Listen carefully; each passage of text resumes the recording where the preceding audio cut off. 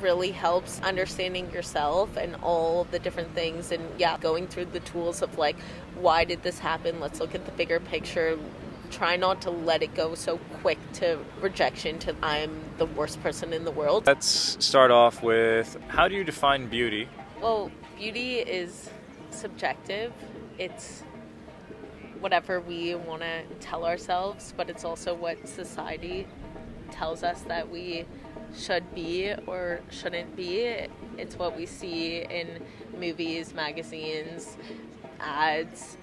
I think that in the age of social media, you're constantly comparing yourself to others, so it becomes even more subjective all the time. I would say that's actually more objective, don't you think? Because if you have a clear role model. But I think you're exposed to so much all the time. I think of my mom's generation, they were only compared to the supermodels and the actresses, but we're compared to everyday people and just mass amounts of beauty. It used to be that once in a blue moon would see a really gorgeous person, and now it's just at the tip of your fingers. It's just instantly millions of gorgeous people on our... Yeah, and you actually, what you just said is kind of interesting. I think part of the reason why social media and the quote-unquote beauty standards that portrays, the reason they're so pervasive and get people to follow them so effectively is because the people are somewhat normal. If you see a ultra supermodel, whatever, you're like, okay, whatever. Yeah. But if you see somebody and they're like, oh, that person did this and that and the other, like, and they're somewhat normal, I'm kind of close to them, I can do the same thing. For sure. Because there's the element of, this celebrity has all the money in the world to get whatever surgery, whatever cosmetics that they want. But this girl that's my age that just bought a couple things from Sephora, I could do that too. I think beauty is so interesting because it's often what people tell you. And then you have to internalize it and then kind of come to a conclusion about yourself. Because what you may think is beautiful isn't what I think is beautiful, but also I think what other people say about you then becomes what you think is beautiful about yourself in some way. You think beauty is more physical? When you first said it, that's what came to my mind. I think that there's beauty in all sorts of things, like not just a person. I think I'm a visual person. Like when I see a family playing together, like these kids over here, that is a beautiful image to me. But I guess you're also right that that idea is beautiful too. What weight would you put on physical beauty versus internal? Fairly equal. I would say that both are important, not one more than the other, but also it's so contextual and depending on the person. I think that's a really hard question to ask, but I think definitely both are important. I would say they're both 51% important, which might not make a lot of sense. No, really. But if you think about it, it's like they're both equally important, but you can also not do without the other. You can't go with somebody if you're not attracted to them both, or you shouldn't anyway, I would say. Both attracted to them physically and mentally. Mm-hmm. As in, I can see somebody that's beautiful physically, but if they're not beautiful mentally, I mean, it's cool, but it's not going to overcome the fact that they're not fun to hang around with. You definitely need both. When you say it that way, 51%. And vice versa, if somebody is super cool, but you're not attracted to them, as much as... Actually, I don't know. Sometimes I question myself, and I wonder if that's just me being superficial and making excuses for myself and excuses for my own shallowness. I think we all have that question sometimes, but in reality, it's just true. I think that people are attracted to different kinds of physical beauty or physical attractiveness. So what may be attractive to me may be different than the person sitting next to me, but we all are attracted to some sort of physical aspect of another person. I think it's naive to think that it's superficial. That it's not superficial, I mean. I mean, yeah, That to it's give not- the excuse of, oh, is it just superficial that I care about looks? Like, we all care about looks. Yeah. So, Although the degree to which you care about it is important, right? 100%. Which actually, last year I met a girl that had a face mask on, and I climbed with her. I do rock climbing, and had a great time with her, and I was actually very, very attracted to her at the end of it. I was an idiot, so I didn't ask her for her number. So I know, at least for sure within myself, I know that I can be attracted to somebody without having seen their face.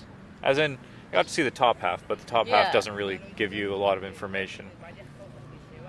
Yes and no. That girl, her personality, that you bonded over something shared of a love of climbing, all added to your attractiveness to her.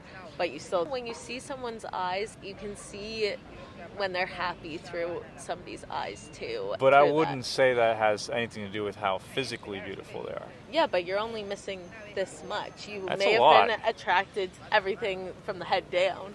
Yeah, no, I was, but I would say since lifestyle affects your body pretty heavily, your body is in a sense an extension of your personality. In the sense of, if you love rock climbing and you love biking and you love doing all kinds of crazy shit, you will have an athletic body. To a certain degree. I mean, Like, obviously, genetics you know. play a part in it. No, of but, course. Yeah. You might not have a specific body type that I might be attracted to or someone else might be, but generally speaking, you will be somewhat fit because it's impossible to do all those things without being it. Yeah, I guess so. So I might be wrong or a hypocrite by saying this, but I think your body is, in a sense, at least in some cases, maybe not in all, an extension of your personality. You can be attracted to somebody regardless of what their face is. At least I was able to once. Yes. Yeah. Yeah. Fair. I've never had it happen any other times, but Well, it's a very specific instance, COVID. yeah. And to further put resistance on what you said that this is only part of your face, and I agree with you. And you do get a lot of information from this part, but I also realized during COVID that this part of people's faces is actually usually pretty beautiful. No, Like, for sure. I remember seeing all kinds of people that when they had their mask on, they, I was like, hey, what's up?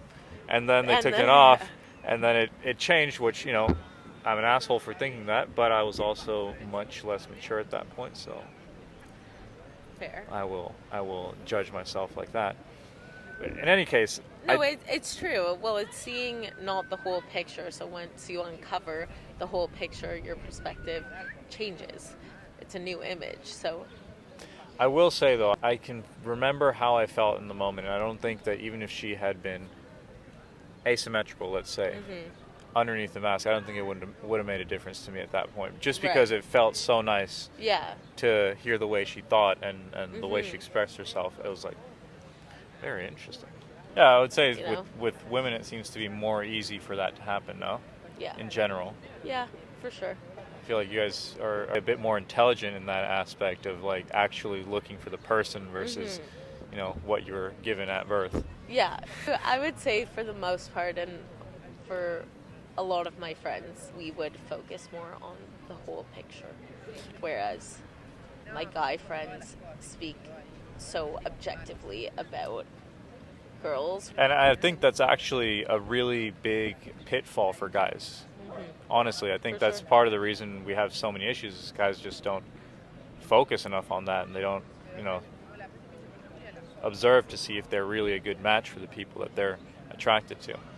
Yeah. So, to pivot a little bit, what do you think about lip fillers? Do you like how they look on other people, or no? I hate lip fillers. I'm like very strong. No, I think, let me pull it back. I think No? do whatever you want to yourself. you're in control of your body, spend your money the way you want to, and I think that about anything, not just cosmetics and anything material, like, or any experience, spend your money the way you want to. Just for myself, I find this is just not that deep. They don't look great, and you, as a girl, I can tell when someone has them, and I don't know, I'm even this way about dyeing hair, and I think most people are most beautiful in their natural, what they were born with, but not in all cases. And if it gives you the self-confidence and you feel better about yourself, then go for it. I agree with you wholeheartedly, except for the final part, sort of. So, yeah, I think I can tell 95% of the time. Mm-hmm. Every once in a while, I will be fooled. I was fooled once by a friend of mine, but I saw her before she had it, and I saw her after she had it, and both times, I didn't notice. Yeah, like it looked If I the hadn't same. been told Yeah. she had lip fillers, I wouldn't have known, but I also didn't notice that she got them in the first place. Right. So her lips were beautiful before, Yeah. and they're still beautiful. Right. Kind of wasted her money, but Whatever. and risky too.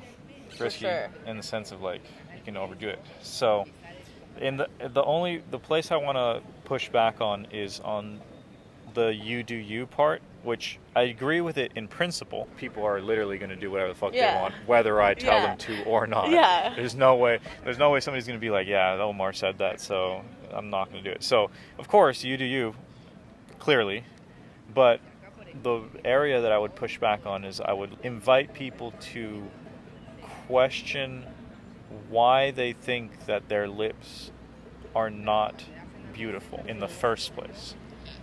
I would say, as a girl, and I'm sure men feel this way too, that there's a ton of insecurities, and lips is just one of the many. But if that is your place of insecurity, I think we all have them in different ways, and nobody loves every part of themselves. So that's what I would say to that. For people who do get lip fillers, it could just be their one sore spot. Not to say I have insecurities and do I do things about them. Maybe I exercise, and so that helps. So I guess in a way, that's my way to deal with my insecurities. So other people get cosmetics.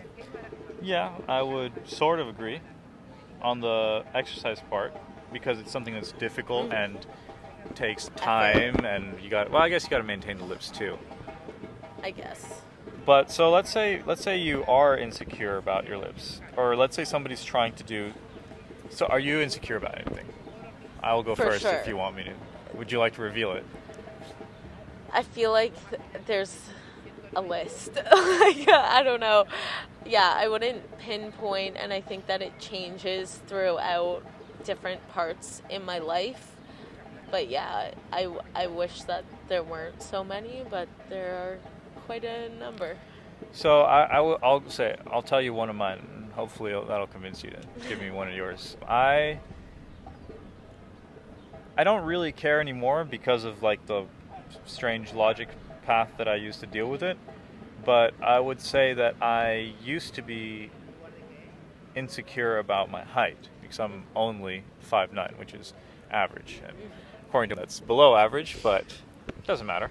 So what I used to deal with insecurity and rejection is asking myself whether I actually want the attention of the people that would reject me for something that is out of my control, and whether that attention is good. So if somebody is rejecting me because I'm too short, they are not mature enough to enjoy me for who I am, or I don't know. Yeah, maybe that's just their preference, and everybody's free to have their preference, but should we put weight onto the opinions of people who don't like you for who you are, for something that you can't change? Yeah. Like, if you stink, you can wash. If you're not outgoing enough, you can change that. But if you can't naturally change your lips, and somebody doesn't like you because of that, is that person's attention? Do you really want that person in your life? I think it's true for height. I think with lips specifically, a lot of girls do it a lot for themselves, not only for male attention. Well, yeah, but can you separate what you do for yourself from what you do for other people, in the sense of, like, they do it for their confidence, right? Mm-hmm. So they're trying to be confident for what? What's the use of being more confident? Well, I think you're right. In part, a lot of it is for other people. Like, confidence is attractive. We all flock towards people who appear confident. That's 100% true. But also, if you think yourself that you're confident and you can walk into the room like you're supposed to be there, you're also opening yourself up, like you're opening your mind in a way to more opportunities by presenting yourself in a certain way that is open to opportunities. Why do you want confidence? So you want to open yourself to opportunities, right? Well, that's one part. One part, of course, is for other people to think that you're confident. That's going to be a huge part. And then also, I think that it builds resilience. If you have self-confidence, you may be more likely to believe in yourself. Is that confidence, though? For sure. Confidence is like, I can do this. But do you have confidence? Don't you need to believe in yourself to have confidence, not have confidence to believe in yourself? I think they go both ways. Do they? Yeah, 100%. Because if you fake your confidence enough, or like, you'll ultimately become confident, believe in yourself more. It's like a whole cyclical cycle. And you can lose confidence as well as you stop believing in yourself. And as you gain confidence, you can start believing in yourself more. I don't know how to put it into words exactly, but I feel like these beliefs, or like the quote-unquote believing in yourself thing, I feel like, and a lot of people say this, and I'm trying to like drill down on it to get to the bottom of it. I feel like it's, like, let's say you get a guy that's not confident, and then he wins the lottery, and then he starts driving around a Ferrari. And he's going to get attention one way or another. Mm-hmm. Somebody's going to be interested enough in being seen in a Ferrari to date him. And he might actually get confidence. Mm-hmm. But do you think he'll be able to maintain that confidence?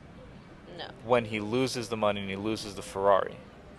No, confidence is fleeting. Like, confidence is not something that you just 100%, because I have experienced that. I have had moments in my life of very high confidence and very low confidence. I believe confidence is one quality that is almost the most unstable in our lives, or in my life at least. I can't really speak for others, but I think that there are certain things that make us feel confident and we can start believing it, and then another situation can be a blow to our confidence and we start losing it a bit.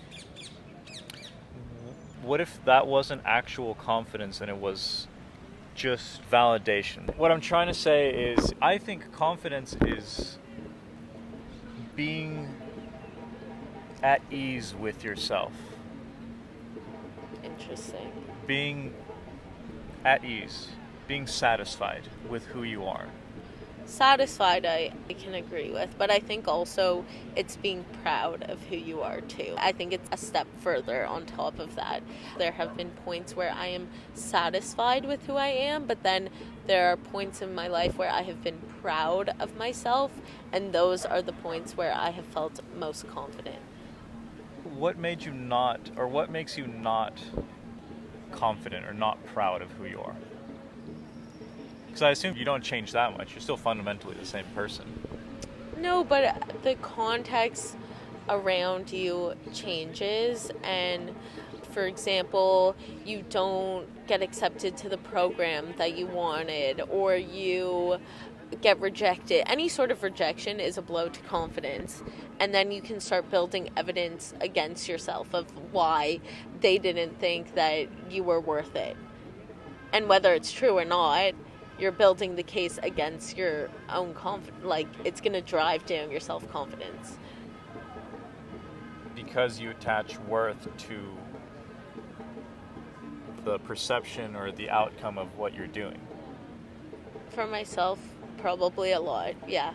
Like, what I achieve, what other people think of me, yes, definitely adds to my self-confidence. So if you removed that worth, the amount that you cared about, like the outcomes or whatever,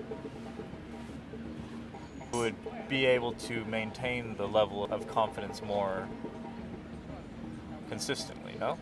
I think it's really hard not to care what other people think and to not care about the outcomes, because then why are you doing life in the first place? For example, I'm a student that in university very much cared about my grades, and achieving high grades added to my self-confidence. And for me, it was like, why go to university if you're not gonna get the highest outcome? Why do it if you're not gonna achieve? Well, what are you trying to achieve, really? Are you trying to get good grades? Or are you trying to have a longer... So what's the real goal? Is it a short-term one where you just want the grades? Is that the goal? Or is the goal something longer? Is it to make the world a better place? Is it to make $1 million? Is it to... You have both, I think. There were, for sure, short-term goals of just like, it feels good to get an A+. Shows that you worked harder than other people, or that you just put in the work and someone else saw the work. So I think that the good grades can add to a bigger goal, but that doesn't mean that that small outcome can't be an achievement in itself. Well, yeah, absolutely. The small achievements are super important, but that's what I'm trying to get. I'm trying to get out of like not being worried so much about the immediate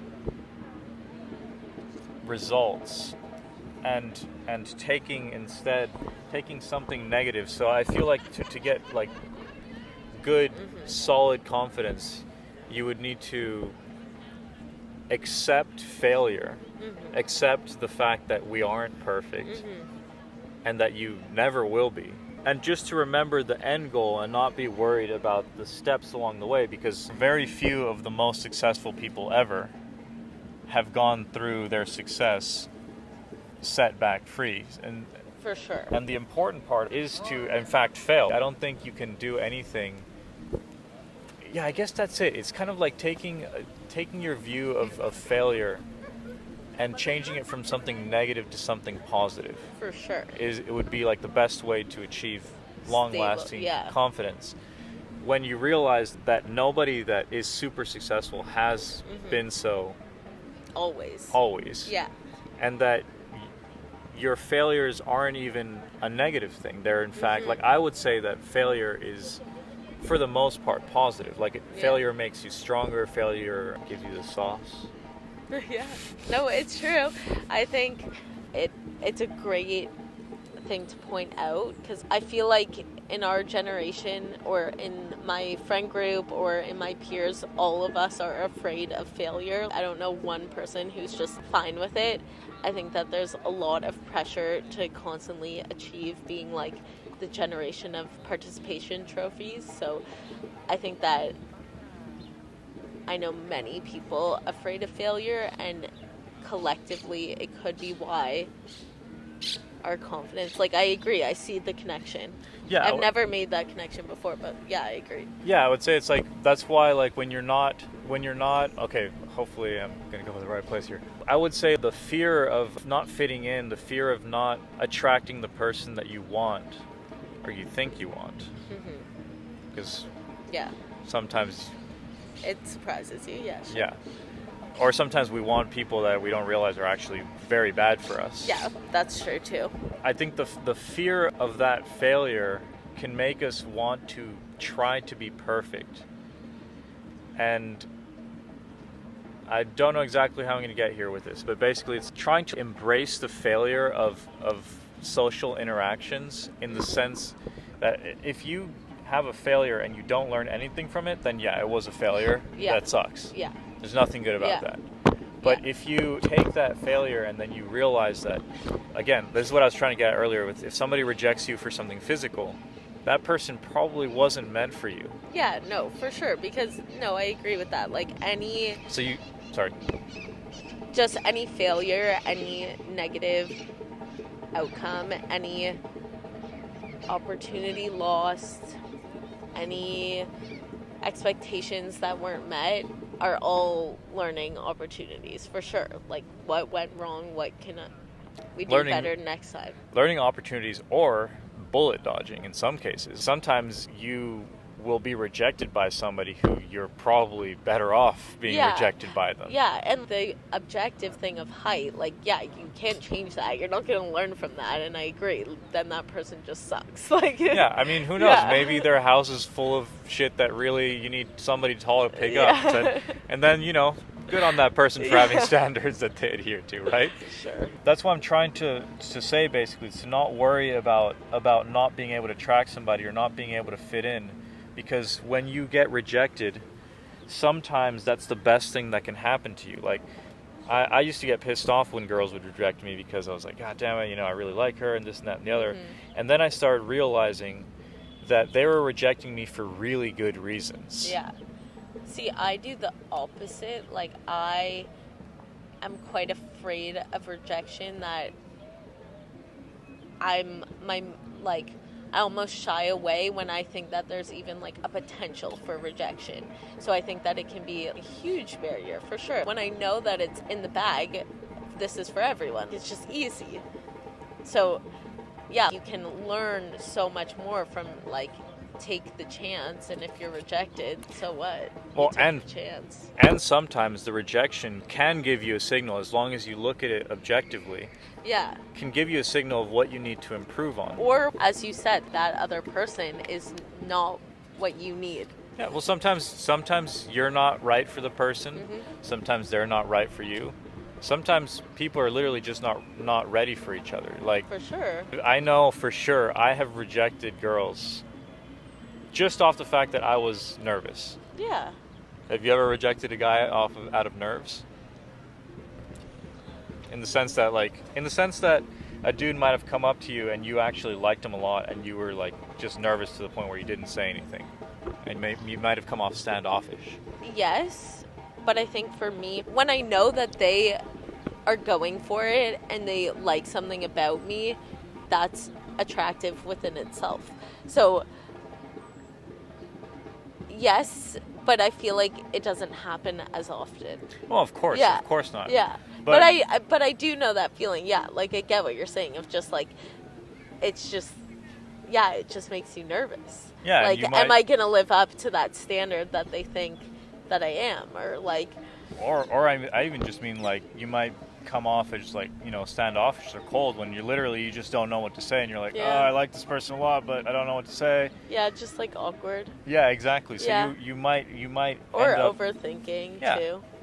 And I mean that's happened to me. I don't know if it's happened to me or not, but like I've had it a lot of times when there'll be like a girl like looking at me, and as far as I can tell, she's giving me the look. Mm-hmm. And then I go up and talk to them, and then they're super cold, and I'm just like, what the hell was that? Like, right. So when that happens, I just assume that either I was weird, mm-hmm. which is very possible, mm-hmm. or she might have just been nervous and didn't know what to say, and or also didn't expect you to actually come over. Like in this day and age, it just happens less. Yeah, something I learned about this is gonna be embarrassing, but fuck it. I took one of those pickup courses. Okay. And it was actually a fucking amazing course. I wish I'd paid better attention to it. One of the things they said is that no is, and I've personally experienced this, that saying no or rejecting somebody is power. So saying yes is scary to some people, or it's scary in general, because when you say yes to something, in anything, you're kind of like you're releasing your control on the situation and opening yourself up to whatever is going to happen, right? For sure. versus saying no. If you're insecure, stop it, you can have control over situation. No. Yeah. So sometimes people will reject you because they're insecure and they want to feel that power. They want to feel powered. So you'll go up to talk to a girl and she might feel powerless or something, and then dude comes up and they're like, sweet, I'm going to reject him. Not even that's true. Yeah. Yeah, so I don't think always, but I think definitely. No, of course not always. Probably not very often, but the point is, yeah, it can happen. Yeah, and that's my point. I feel like when you get rejected, especially for, sexual things or relationship things, you have to keep all these factors in your thoughts to make sure that you don't start going into the path of, oh, it's because I'm not good enough. It's because I'm not. Yeah. So it's like, that's why I'm saying rejection is good, because when you start realizing that people will reject you out of their own insecurity sometimes, then you have all these tools to cope and understand why this all happens. So, okay, maybe it's because we're not right for each other. They have a preference and I don't fit it. Can't do anything about it. Why am I going to feel bad about something I can't change? There's no point. Or maybe they're, insecure and they're literally just rejecting me because they're scared. Or maybe I actually am fucking weird. And if I am, then, think about it. Try to be less weird. Or that person just wasn't your person. Or exactly. Like, weird is also subjective, too. What I think is weird may be different from what you think is weird. Exactly. Or, I was thinking more like creepy, Yeah. But even that's true, too. Some girls may, I was talking to a friend, and she got this text from a guy, and she was like, oh, that's so cute. And I was like, no, that's so creepy. That's a really good point. There are some things that are obviously creepy, but I think the line can vary between for sure. Yeah. different people. Yeah, like you said, I've seen dudes do some shit, and I'm like, that is creepy as fuck. And then the girls are like, oh, and I'm like, okay, I guess it's not that creepy. Yeah. Exactly. So yeah, that's kind of what I'm trying to get at with all this, is that I'm just trying to put these tools or these thoughts out there so that somebody that's dealing with these insecurities can think about the people that they're trying to fit in with and get whatever memory that made them feel shitty about themselves or not confident, and realize that there's a multitude of reasons as to why that happened. Yeah, for sure. And it's not just because if your lips aren't big enough, it might, or they said that, sorry, not they actually are. If they said that, it's the dude's probably a fucking dick. Like, who the fuck tells you? Who was that? Like Kylie Jenner. Kylie Jenner. She said some dude told her that her lips were too small or some shit like that, and then she got lip fillers and literally made the entire planet insecure about their lips. Yeah, I think that really helps understanding yourself and all the different things, and going through the tools of why did this happen, let's look at the bigger picture, try not to let it go so quick to rejection, to I'm the worst person in the world. Slow down that process a little bit, and then also just that everyone is dealing with it, so I don't know, that kind of helps me too. Exactly. All you have to do is look at all those models that are injecting their face with all kind of stuff. They're clearly not that confident about how they look, despite being generally accepted as beauty standards. Yeah. So it's everybody feels bad, or not everybody, but everybody is insecure, and we're all dealing with it. And like I said, if somebody rejects you for something that you can't change, really examine why you want the attention of these people. Yeah, for sure. And it's no, it's true. I think that when you've experienced somebody who lifts you up, then you'll always remember that and realize that the people who don't make you feel that way aren't the people that you need to have in your life. Exactly. And it's not shitting on those people that are making you feel bad, because at the same time, they're just hurt themselves. Yeah. Everybody's just hurting. A little bit, yeah. Projecting their own insecurities. I don't know why you would make a girl feel bad on purpose, but if there's something wrong in his life, it might be his family or something, he might feel powerless, and somebody might have hurt him. So when you start realizing all this shit, it's oh, okay. At least for me. And a lot of people do things subconsciously, and I think that that's a huge thing that we don't realize either. Even within conflict, somebody may be doing something and they don't even realize that it's hurting you. And I think that most conflicts don't come from out of intention to be evil. I really believe that. And I think that confrontation and having somebody else point out to you, like, oh, you did it this way. You may look in yourself and be like, oh, I did that because I was insecure about myself.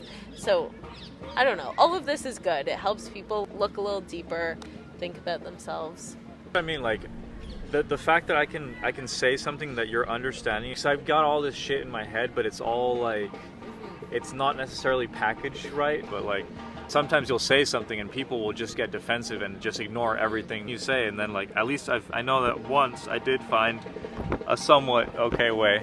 You look a little bit doubtful at times, but... No, well, yeah, but all of what you're doing is greater premise I agree with, and I can see what you're trying to get at. And also, I've been there before of talking with another person and you're formulating your ideas as you're speaking it out loud. So as we had this conversation, you came to new conclusions as you spoke them out. You may have thought a bit of it before, but I think that bouncing off, I didn't make the connection. Your failures can be a really good thing for your self-confidence. I totally agree with that. Oh, I want to add one last thing before you go. One of the dangers of being really beautiful or really attractive in whatever way you are is that people might accept flaws in you. So you might actually be hooking up with somebody or getting into a relationship with somebody without you and them being a really good match. Yeah, for sure. Because your beauty or your money or whatever attracted them, and therefore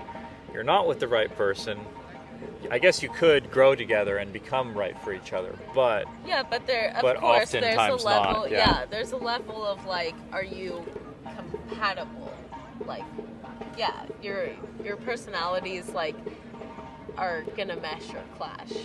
If they clash, gotta work through that, like it takes a lot of effort, and I think that attractiveness is not what's going to motivate you to work through that, because you can find another attractive person, if that makes sense. And beauty will fade. Yep, for all of us, every single one of us, so might as well be attracted to the person beneath it. You might be able to attract somebody with the fake stuff initially, but we can't ignore the fact that, at least 50% of marriages end in divorce. Yeah. And people cheat and all this kind of stuff. And I would argue that the reason all of that happens is because of these ignored incompatibilities. Yeah, and I think that also, what are you focusing on? Are you focusing on how well your values are compatible with each other, or are you focusing on, is your political beliefs the same? What area are you focusing on? And watching my parents who have stayed together and not ended in divorce, they share very similar values, and that's what has kept them together, and they've put emphasis on those shared values, so I think it's where you put your compatibility to.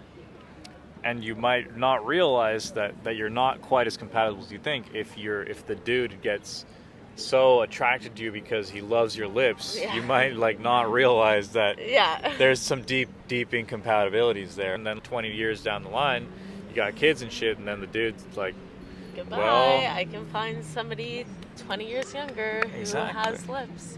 Exactly, it's very true.